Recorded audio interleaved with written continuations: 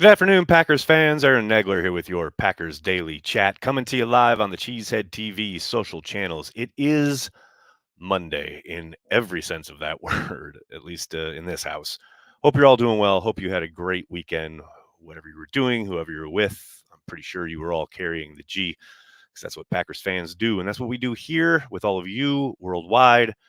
If you sense a uh, somewhat tired, perhaps browbeaten tone in my voice, it's been a day. It's been a day. So I apologize that I'm not my usual bubbly, let's go get it kind of self here on Packers Daily. But yeah. So what are you going to do, other than talk about Devonte Wyatt and the fact that I'm really excited. I've been rewatching the 2023 season and kind of going through and trying to look at some of these defensive players and start to at least attempt to project how they're going to fit into what the Packers want to do in this new defensive style that they're going to employ, new scheme, especially on early downs, but also some of the third down pressure package stuff. And I'm telling you, folks, I really think Devonte Wyatt's going to take a big, big jump for two reasons. Number one is, the change of system scheme and his usage is going to be a tad different. I think there are going to be some similarities as far as what he's asked to do, but I do think the rotational aspect of the front four and how he'll probably be on the field a bit more on some of these pass rushing downs. I get the sense that that coupled with just his natural progression, not only just individually as Devonte Wyatt in with the Green Bay Packers, but kind of historically at that position across the league. And we've heard Matt reference this a few times and Goody as well. The transition at defensive line, guys are taken and, thrown into the mix, so to speak, right away. And it takes some time.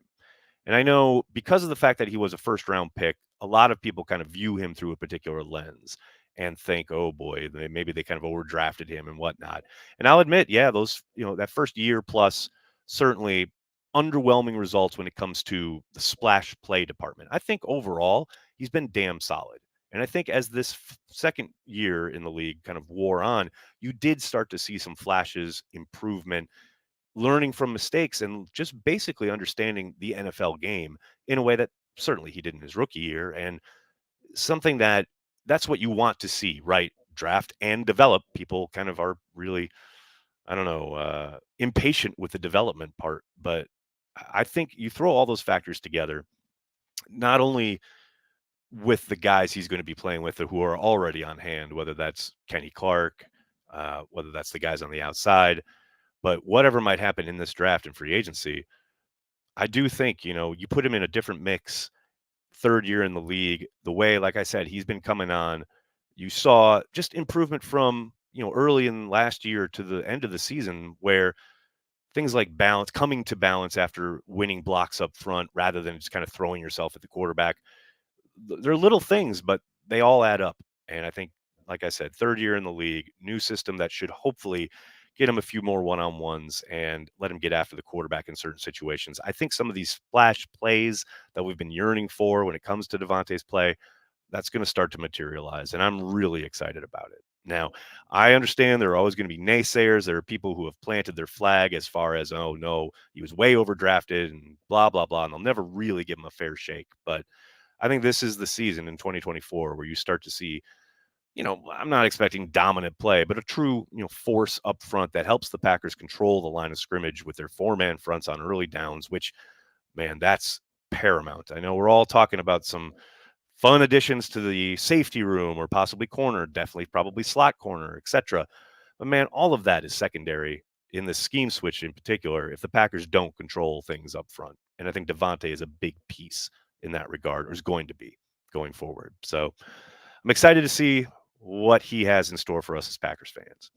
Hello to everybody in the comments section. So good to see everybody. Hope you're all doing well. Got a bunch of folks. I see Brandy. I love this comment. If anyone plays Madden on the Xbox, my hubby got the game and he sucks at it. Brandy, I'm going to tell you something. We all suck at it. At some point, you meet somebody online, especially who just kicks your ass. I had that happen to me this past weekend on a Saturday afternoon. I had a moment to fire it up, and I was all excited to get some Madden time. And this kid, and he was a kid, proceeded to absolutely wipe the floor with me. And I'm decent at Madden. I can hold my own, but Yeah, we all arrive at a moment where we meet someone in our Madden journey who is just flat out better than us. And that was the case this past weekend for myself. For your hubby or anyone else online and checking out the stream and the Cheesehead TV in general, you can find me on Xbox as Acme Aaron. Acme Aaron is my handle. Let's throw down sometime. It's going to be a lot of fun. Hope you're all doing well. What else we got? We got Mimsy with a super chat. What's going on, man? Pour one out for Russ. Clap. Let's ride. Yes, basically the Broncos making it official a little bit before I went live here that they will be releasing Russell Wilson at the start of the new league year on March 13th. Obviously, waiting to do so is because that way they can basically separate, cut the cap hit, which is 85 million, into two parts, making him basically designating him a June 1st release. Yeah, I mean, wow, what a ride in Denver. And here's the crazy part. He was playing some pretty decent ball towards the end, and it sure feels like Sean Payton just don't want anything to do with the guy. And I'm fascinated to see where Wilson ends up next. Let's just put it that way. Speaking of NFL talk, if you've followed along in any way, shape, or form with myself and Bill Schmid at 97.3 The Game, I'm happy to announce that Bill and I are going to be throwing it down every week. We're going to bring back Carry the G Radio here on the YouTube channel, not on 97.3 The Game, but here on Cheesehead TV's YouTube, starting tomorrow afternoon. So, check that out. Come take a listen because we're going to be talking not just Packers, but pretty much everything NFL each and every week throughout the offseason. It's going to be a lot of fun. Speaking of the offseason, and while I have you here, be sure to sign up for the Cheesehead Nation newsletter from Cheesehead TV. Each and every week, every Thursday morning, all the latest on the Packers, Cheesehead TV in your inbox. Once a week during the offseason, we'll be ramping up once the season kicks off to twice a week. Make sure you sign up for that. It's going to be a lot of fun. Launched the first one last week, got a great response. More to come starting this Thursday morning. Hope you guys will jump on board. What else we got here, folks? What else we got? Oh, I got some super chats. Can't miss them. Dustin says, Wyatt breakout year. Yes, please. I mean, you can categorize it as a breakout year if you need to, but I just think you're going to see a player really coming into his own. And it's tricky up front because it's hard to quantify. And I know there are a lot of tape maven guru types out there who will highlight really good plays or really bad plays, but on a down by down basis, I just think you're going to see a much more consistent player. I think you again saw flashes towards the end of the year. I think you're going to see them with more consistency starting in 2024. That's my guess. Mike Witt, thanks for the super chat. Random Packer of the day, Don Bracken. Oh, that's outstanding. Well done. Don Bracken. What a pull. Well done. M, how are you, man? Thanks for being a Carry the G Club member. Appreciate you. Non-Packer post, Dune 2. Just wow. We'll need at least another theater viewing. Oh, could not agree more. Olive and I went on Saturday, and holy Toledo. What an achievement. What an epic scope of storytelling. I, had a quibble here or there with certain ways he went about telling the story, but overall, I absolutely loved it. I mean, I've been a fan of the book since I knew how to read. I remember my friend Ben, who's in Motel Man with me. He and I were big time Dune nerds when we were kids. So, yeah, it was. I loved how he handled most of it, and just the sheer scope of it, and how gorgeous it is to look at. Zimmer's score, the acting, everything. I loved it. I'm two major thumbs up. Could not agree more. Joe, what's going on, man? Wyatt in 2023 was like Nick Collins in 2007, in position to make plays, just didn't make them. In 2008, Nick had 7 interceptions and made the first Pro Bowl, hoping. Not a bad pull there, Joe. I tend to agree. I mean, obviously, it's never apples to apples, but you've seen this type of thing before, and that's a perfect example, right? Sometimes it takes a guy a couple years to really truly pull it together. I just think Devonte's arrow is pointing up, no doubt. Dean Jordan, thanks for the super chat, man. On the note of Devonte Wyatt, who's your favorite post-2000 defensive tackle? Been admiring the nose tackle position since Capers arrived. Excited for some more two-time defensive tackle setups. I mean, how is it anybody other than BJ Raji? Let's go. The OG.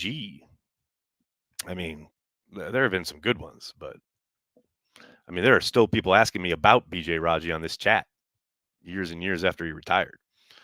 Gotta go with BJ. TKM, good to see you at your post, buddy. Nags, got nothing. Just wanted to say thanks for all you do. Pride and glory. That is the Green Bay Packers story. Amen, brother. Good to see you. Thanks for joining us, man. John Simitovich, how you doing? Any running backs impress you at the combine? Cody Schrader. Schrader was okay. You know who I really like is the Kentucky kid. I know everyone's on Braylon Allen to the Packers right now, and for good reason. I understand it. I can't remember that guy's name, but the back out of Kentucky, I like him as a day 3 pick for the Packers. One to watch. One to watch, as the kids like to say. What else we got here, folks? Don't want to miss any. Super chats. Nick, what's going on, man? Had a decent mock today where I got safeties Bullard and Newbin. You think Goody might go back-to-back years and doubling down on a position? I don't think that's impossible. I think it's entirely possible. And I think, obviously, as always, value will drive that. I don't think it's something where Goody comes in and says, we're going to do this no matter what. But if those picks make the most sense when they're on the clock, even if they are at a position where, okay, we've made that selection already, well, yeah, I don't think there's any issue with doubling down. Now, I do wonder about, where that might happen. Like, will it happen close together? Not necessarily. Maybe he takes Newbin, say, at 25 and then finds somebody much later, maybe even on day 3, right? But yeah, no, I don't think that's impossible at all. What else we got, folks? Longtime Badger fan. Braylon runs hard about once every 10 carries. Oh, Dennis with the shade at the Badger. What is this? Corey Banky's, what do you call it? Burner account? There we go. Corey asks, Nags, the back and forth over Jones needing to take less money. I must have misread Goot's comments about him staying a Packer. What's your take on Jones going elsewhere? Well, okay. I think a lot of that got misconstrued because of the initial way that Tom rolled out his piece. He did kind of, clarify that they're not looking for him to take a pay cut. They want to work with him on reducing his cap hit for next season. Now, that could come via extension. That could come via, trying to turn things into incentives, etc. But they want to lower his cap hit more than anything else. I think the Packers have every intention of ensuring Jones being a Packer in 2024 and maybe even beyond. But there still, is a very realistic way that if they cannot come to some kind of agreement, that the Packers would have let him hit the free agent market just to show him that, okay, A, you're not going to do better than this, and B, we're not trying to be, we're not trying to screw you, so to speak. But, you never really know with Drew Rosenhaus. That's the other thing. That's the component here where, they took it right down to the wire last year.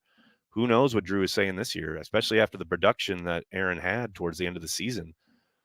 He could be very well saying, look, the Rams will probably give you a decent amount, similar offense, etc. They're shown again and again that they're willing to spend on vets. All these are all hypotheticals, right? But it's a possibility. So I tend to think, yes, Jones will be back. They'll figure something out with his contract by the 13th, but it's not a foregone conclusion. That's all. That's all it is. Cheesehead Joey, what's up, man? Would you feel comfortable taking Max Melton in the second? Yes, I would, but I'm a terrible GM, so don't listen to me. But yeah, I mean, look, his name is certainly popping since the combine. He tested very well. I know the tape is good too, which is, of course, what matters. Second feels rich, but they do have 2 picks in the second. I'd suspect they would wait probably till the 3rd round at least, but you never know. You never know. I think here, the most important point, I know, like I said, he's getting a lot of pub right now because he did so well at the combine. Clearly, especially in Packer circles, his name keeps coming up because of his brother being on the squad already. I don't think it's a crazy idea that they draft the kid. Second round, again, feels a little rich. But hey, A.J. Dillon felt rich, and they took him in the second round, right? So you never really know. Never know. I definitely think we are draft 2 running backs this year. Jay, I think there's a very distinct possibility that happens on day 3. Who knows, though, right? Like I said, they drafted AJ in the second. Anything's possible. But I very much agree with you. I think this is a draft where they come out, maybe not even in the draft per se. Like maybe they draft one on day 3 and then they grab another one in undrafted free agency. I mean, that's entirely possible as well. But there will be new blood in that room. Of that, there is zero doubt. Go Pack Go from West Virginia. What's up, Michael? Go Pack Go from New York City. Hope you're doing well. Go get the King Henry. Jones and Henry would be a lot of fun to watch together. Seattle, it's a fun idea, but as Ted Thompson used to say, this is not fantasy football. Um, Henry's going to command a huge contract. Someone's going to pay him, and it isn't going to be the Green Bay Packers. They're already dealing with Aaron Jones' contract. You know. Also, I wanted to address this because I had someone on my Facebook page. It's always Facebook, isn't it? I kid. I'm kidding. People on Facebook. I'm kidding. Kind of. But I had someone on Facebook say, or I saw someone comment, the Jones thing is a result of the Packers needing to pay Jordan Love. And it's no, that is 100% incorrect. The Jones contract right now, the one they're working through and with, is a direct result of the Packers continuing to kick the can when Aaron Rodgers was still in town and they were trying to keep the band together to go win one more ring with Aaron. That's this contract. The adjustment from last year was the contract that they signed during that period. It's got very little to do with Jordan Love. Now, of course, they are going to sign Jordan Love to a contract extension, and that does touch everything else because it's all a puzzle and it all fits together. However, Jones needing to take less or work with them on the cap hit has got nothing to do with Jordan's deal. It has everything to do with them basically having to deal with kicking the can for 3 or 4 years coming out of the pandemic. It's as simple as that. Mike, what's going on, man? I will say it till it becomes reality, but I want Devondre Sweat lined up to Kenny, TJ, and Wyatt come training camp. Make it happen, Goody. Oh, I love this idea. I love this dream. I think that dream died as soon as he finished testing in Indy, and we saw his RAS score hit just above 4. Not saying it's impossible, not saying it could never happen, but I'd be very surprised. I love the player though. I'd absolutely adore him in green and gold, but yeah, I got a hard time imagining that the Packers and Brian are going to make that big of an exception. Thank you, Nags, for always being a voice of reason in this internet full armchair influencer experts. Hey, I've had plenty of people accuse me of being exactly that, so I don't know if I'm a voice of anything other than just another Packers fan with a microphone, but I appreciate that sentiment. I try to keep it real, try to keep my mind open. There's always going to be certain things that I'm sitting here going, no. But for the most part, it's what I try to do. Mike, RAS is so overrated. Depends on who's doing the rating, right? And it's not a question of it being overrated or underrated. It just is. It's an athletic testing threshold mechanism that allows you to understand where guys fit athletically. That's it. Now, the fact that the Packers, whatever their method is, I don't think they use RAS, but whatever their athletic testing is, seems to line up pretty well with RAS. So you can dismiss it all you want, but the Packers clearly value its utilization or the utilization of something similar to it. And by the way, they've been doing this since the dawn of time. They've had athletic thresholds since Ron Wolf was in town, and they've won a lot of football games and found a lot of really good football players utilizing it. So you can call it overrated. You can get frustrated with it because it takes players that you like off their board or what have you, but it's been pretty damn effective.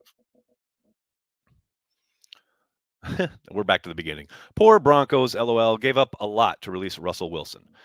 I mean, they took a swing, and then they got a new coach that wants to go in his own direction. What's always going to be funny to me is that not only did they trade for Russell, but now this new GM who, had to put out the statement today was forced to give Russell Wilson the contract extension that they are going to be dealing with now, the $85 million dead cap hit, etc., because ownership made him do it. God bless NFL owners, man. John Simitovich, thank you for being a Care of the G Club member. Really appreciate you, man. Sorry I couldn't make it out in Indy. It was a week. Hope you enjoyed District Tap. Appreciate all you do. Thoughts and prayers to Mort. Cancer sucks. Yeah, man. The Mort news is hard. But man, it's all good. I understand. It's hard to get people at last minute, and I did kind of leave it as far as putting the meetup together. I was dealing with a lot of other stuff, but everyone who came out to District Tapped, I can't thank you guys enough. It was a lot of fun in Indy. Also, be sure you check out, I put a link here on YouTube in the community page. I also put it on Twitter and Facebook. Um, Tim Van Vorn over at Fox Milwaukee did a nice piece on the meetup and Cheesehead TV in general. Be sure you check that out. Tim did a really nice job of putting it kind of in nice perspective as far as what Cheesehead TV is and what we do and what we're about and what it means to people, etc. Really appreciate that. Nags, it's official. My dad passed the season tickets to me. I am stock/season ticket holder now. 3512 do 331. Go Pack Go. Kevin, congratulations, man. That is so awesome. That is the opposite of myself, where my father was willed my grandpa's season tickets, my mom's dad, and he passed on them because he was a teacher in the early 80s and the Packers were terrible and didn't look like they were ever going to be good again.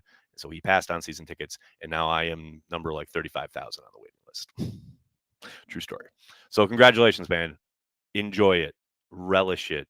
Don't sell your tickets to Bears fans or any other fan base when you can't make a game. That's my only entreaty to you.